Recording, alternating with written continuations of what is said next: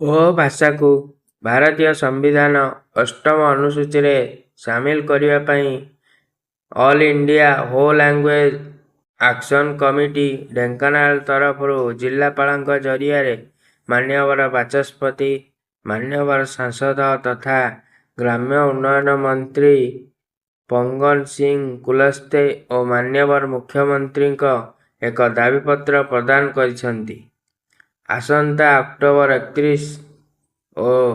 November 1 ତାରିଖ ଦିନ ଦିଲ୍ଲୀଠାରେ ହେବାକୁ ଥିବା ଅଲ୍ ଇଣ୍ଡିଆ ହୋ